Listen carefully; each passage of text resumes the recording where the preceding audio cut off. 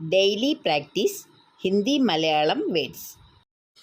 പൂച്ച്ന എന്ന വാക്കിൻ്റെ പല രൂപങ്ങളാണ് നമ്മൾ ഇന്ന് പഠിക്കുന്നത്. പൂച്ച്ന എന്നതിൻ്റെ അർത്ഥം ചോദിക്കുക. മേം പൂച്ച് രഹാ ഹും ഓർ രഹി ഹും, ഞാൻ ചോദിക്കുന്നു എന്നാണ് അർത്ഥം.